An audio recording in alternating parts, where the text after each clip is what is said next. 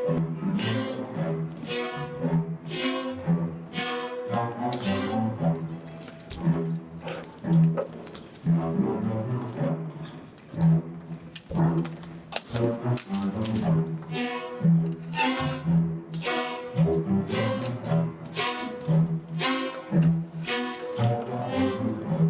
evening, and welcome to our fall spectacular. Actually, it's supposed to be a fall concert, but maybe it's a little bit on the spooky side.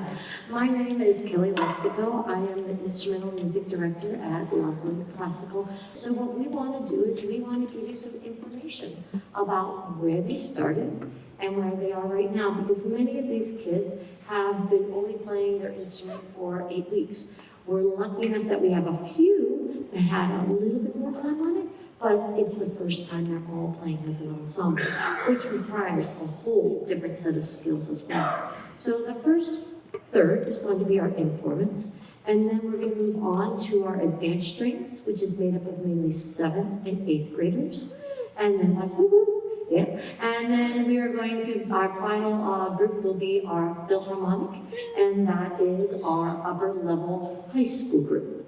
So, this group, my 6th graders and my younger students are just getting started.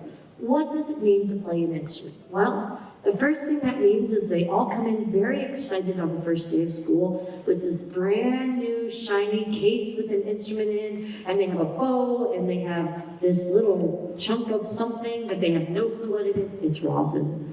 And they don't know what to do with it. And we have a shoulder rest, and we have a chin thing, and it's just all craziness. So what we start with in our first class is we have to name the parts of our instrument. Because if we don't know what the parts are, we don't know where to hold, or what to move, or what to touch, or what not to touch. So, we're going to do a little demonstration. My orchestra, can you please hold up your instrument by the neck? So the first thing I said by the neck, so let's see if they've got it. Oh, brilliant. So they all know what to do. And then the next thing is we might identify some of our parts. We have a scroll. We have a bridge. And as we know, the bridge is very, very, very sensitive. We want to make sure that when we are being teenagers or preteens, that we don't trip over our feet and break our bridge. And then we have strings. We have lots of strings. Guys, can you strum your strings? Just boink. I never let them do this in class, ever. So, now you can stop it. So now that we've established a few things, then we have to talk about the fingerboard.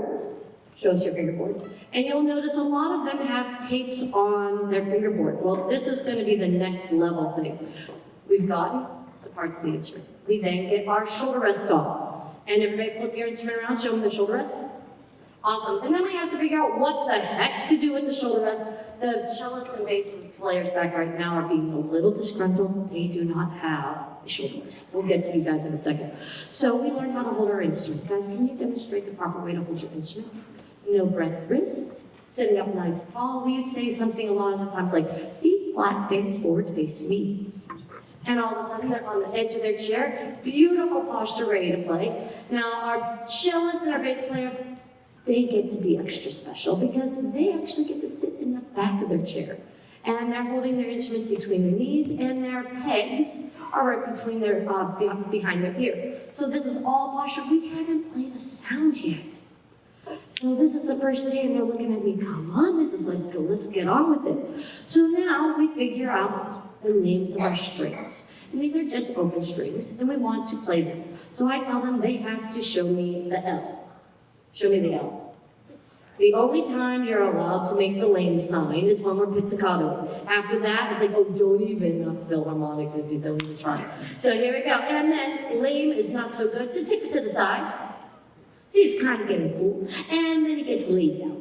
So this is our hand position for our pizzicato, which is going to go on our fingerboard. And let's all do 4 quarter notes on our A string. 1, 2, 3, and 4. Now, recognize they all played the correct string with the correct hand position, and they were all together. This is big, because now we're going to go to the next string. Ready? What is the name of our next lower string? D. 1, 2, 3, and 4. Now they're getting a little excited, so they're rushing a little. They're now going to go to the next string, which is named a G. And we're not gonna rush. 1, 2, 3, and 4. And now this is where the craziness begins, because we don't all have the same strings. Violins. Top string, name? E. 1, 2, 3, and 4. Not to leave out the cellos. Cellos are lower string, which the violins don't have. 1, 2, 3, and 4. So we've established all that, and Tylo over there is like, hey, a low bass player. Can I do something over here? He can just be really cool. Can you play all 4 of our strings? See, how cool is that? Okay, so now we got all of our strings going on. Now we actually want to get our fingers playing something other than open strings. One of the ways we first start doing that is by putting tapes on, because we don't have frets like a guitarist. Guitarists, you have it so easy. Don't. So we put on fake frets. We put on some tape just to help them get started. And this is where we now start getting into scales. So our first scale that we learn in string ensemble is our D concert scale. And we're going to play an ascending pizzicato D scale for you.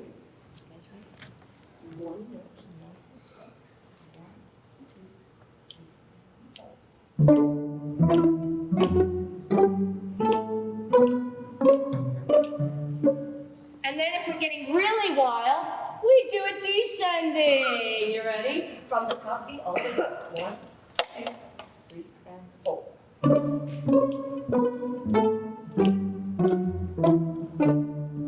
Can you give them a round of applause?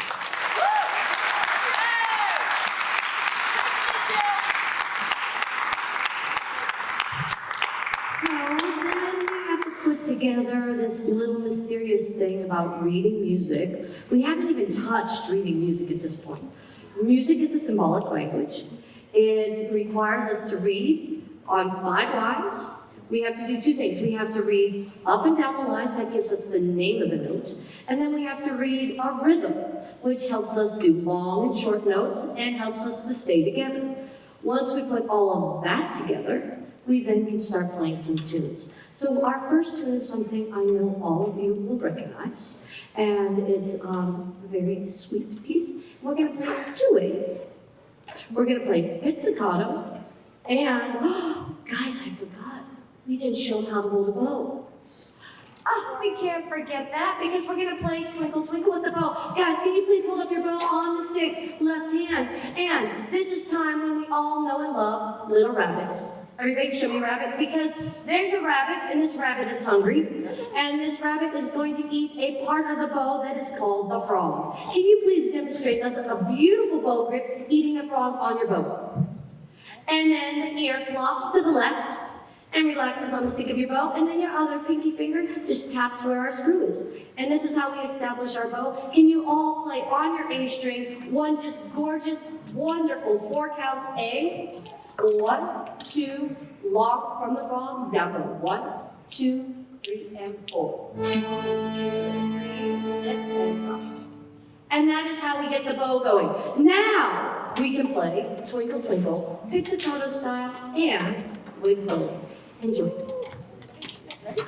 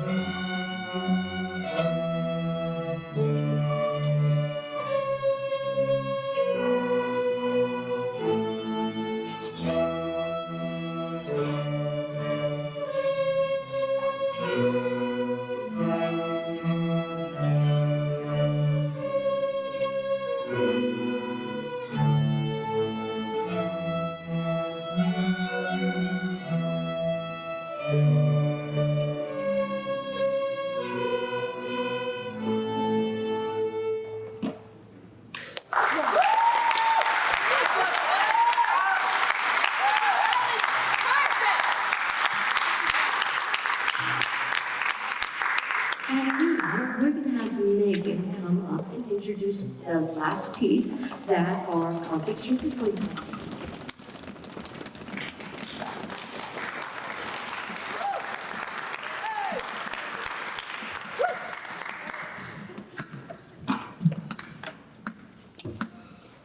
Hello, my name is Megan. I play the violin. My favorite piece that we will be playing is called Zombie Dance by Michael Story. Zombie Dance is full of quarter and half notes. This piece is very fun, but also challenging.